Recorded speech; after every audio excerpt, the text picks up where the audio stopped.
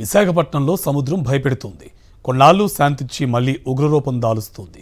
గత 15 రోజులుగా ముందుకు చొచ్చుకు వస్తుంది సముద్రం. దీంతో కొన్ని చోట్ల భారీగా తీరం కోతకు గురైంది. సందర్శకులను బీచ్ భయపెడుతోంది. అక్కడ సందర్శకులు సేద తీరేందుకు ఏర్పాటు చేసిన కోకోనట్ ఎరినాకు తాకుతున్నాయి కెరటాలు. ఈ పరిణామాలు సందర్శకులను తీవ్ర భయాందోళనకు గురిచేస్తున్నాయి. ఇదే అంశానికి సంబంధించి మరింత సమాచారం మా కరెస్పాండెంట్ అనిల్ అందిస్తారు. విశాఖ సాగర తీరంలో మరో ప్రాంతం తరచూ కోతకు గురవుతోంది. ఆర్కే బీచ్ సమీపంలో ఉన్నటువంటి నోటల్ ఎదురుగా ఇందిరాగాంధీ చిల్డ్రన్స్ పార్క్ ఉంటుంది. దాన్ని ఆనుకుని ఉన్నటువంటి రిటైనింగ్ వాల్ గతంలో కురిసినటువంటి భారీ వర్షాలకు కూలిపోయినటువంటి సిచ్యువేషన్స్ని మనం గమనించవచ్చు. పూర్తిగా దెబ్బతిన్నటువంటి ఈ రిటైనింగ్ వాల్ను అలలు పెద్ద ఎత్తున తాకుతున్నటువంటి నేపథ్యంలోనే మరోసారి ముప్పు పొంచి ఉందనేది మనం భావించాల్సి ఉంటుంది.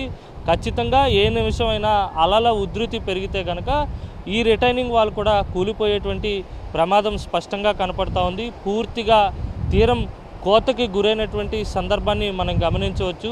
ఇందిరాగాంధీ చిల్డ్రన్స్ పార్క్ నుంచి సుమారు సీ పెరల్ వరకు ఉన్నటువంటి ఈ 1/2 కిలోమీటర్ నుంచి 800 మీటర్స్ ఈ ప్రాంతం అంతా కూడా పూర్తిగా కోతకు గురవుతోంది. ఇక్కడ ఉండేటువంటి వ్యూ పాయింట్స్ కూడా పూర్తిగా దెబ్బతినేటువంటి సందర్భం స్పష్టంగా కనిపిస్తూ ఉంది. గడిచినటువంటి 10-15 రోజుల నుంచి పూర్తిగా తీరం అంతా కూడా కోతకు గురవుతుంది. సముద్ర వాతావరణం కూడా అలజడిగా కనిపిస్తోంది. బెంగల్ తుఫాను సందర్భంలో కూడా పెద్ద ఎత్తున అలలు ఉవ్వెత్తున ఎగసిపడినటువంటి సందర్భంలో కూడా నేరుగా అలలు వచ్చి రిటైనింగ్ వాల్ని తాకినటువంటి సందర్భాన్ని కూడా చూసాం.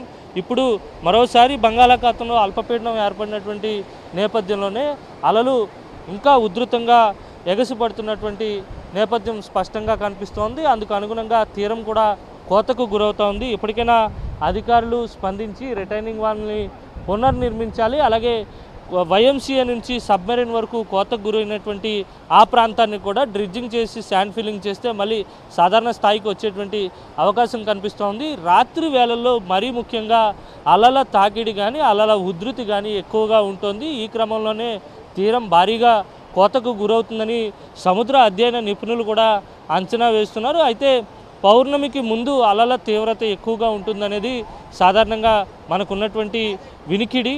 అందులో భాగంగానే సముద్రం ముందుకు వచ్చింది అనేది కొంతమంది చెప్తున్నటువంటి మాట. ఓవరాల్గా చూస్తే కనుక విశాఖ సాగర తీరం మాత్రం పెద్ద ఎత్తున కోతకు గురవుతుందనేది ఇక్కడ మనకు స్పష్టంగా అర్థమవుతోంది. బంగాళాఖాతంలో ఏర్పడిన అల్పపీడన ప్రభావంతో ఆంధ్రప్రదేశ్లో 2 రోజుల పాటు వర్షాలు కురవనున్నాయి.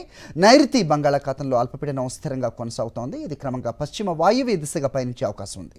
అల్పపీడనం వల్ల రాగల 48 గంటల్లో వాయుగుండంగా ఇది బలపడే అవకాశం ఉందని కూడా విశాఖ వాతావరణ కేంద్రం ప్రకటించింది.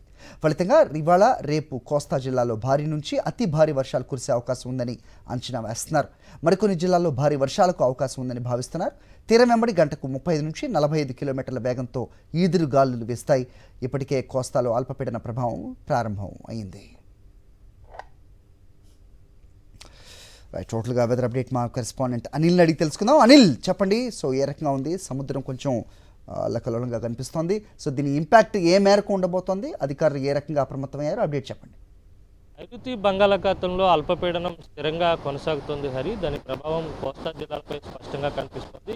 ఉత్తరాంధ్రలో ఉన్నటువంటి చాలా ప్రాంతాల్లో వర్షపాతం నమోదవుతుంది. రానున్నటువంటి 2 రోజుల పాటు కోస్తా తీరం వెంబడి ఉన్నటువంటి అన్ని జిల్లాల్లో భారీ నుంచి అతి భారీ వర్షాలు కురిసేటువంటి అవకాశం ఉంటుందని వాతావరణ శాఖ వెల్లడించింది. సముద్ర వాతావరణం కూడా అలజడిగా ఉంటుంది కనుక దక్షిణ కోస్తాలో ఉన్నటువంటి మత్స్యకారులు ఎవరు కూడా వేటకు వెళ్లరాదని వాతావరణ శాఖ సూచించింది. తీరం వెంబడి గాలుల వేగం కూడా 35 నుంచి 45 కిలోమీటర్ల వేగంతో ఉంటుందని, అత్యధికంగా 55 కిలోమీటర్ల వేగంతో కూడా గాలులు వీచేటువంటి అవకాశం ఉన్న నేపథ్యంలో తీర ప్రాంత ప్రజలు అప్రమత్తంగా ఉండాలని వాతావరణ శాఖ సూచిస్తుంది. ఇటు తిరుపతి, నెల్లూరుతో పాటు దక్షిణ కోస్తాలో ఉన్నటువంటి ప్రకాశం, బాపట్ల, అలాగే ఉత్తర కోస్తాలో ఉన్నటువంటి విశాఖపట్నం, శ్రీకాకుళం జిల్లాల్లో పెద్ద ఎత్తున వర్షపాతం నమోదయ్యేటువంటి అవకాశం కూడా ఉంటుందని వాతావరణ శాఖ వెల్లడించింది. ఇటు ఉభయ గోదావరి జిల్లాల్లో కూడా అల్పపీడన ప్రభావం అయితే స్పష్టంగా కనిపించబోతా ఉంది. రానున్నటువంటి 2 రోజుల్లో వాయువ్య దిశగా పయనించనున్నటువంటి అల్పపీడనం మరింత బలపడేటువంటి సూచనలు కూడా ఉన్నాయని వాతావరణ శాఖ స్పష్టం చేసింది. ఏదేమైనప్పటికీ కూడా రానున్నటువంటి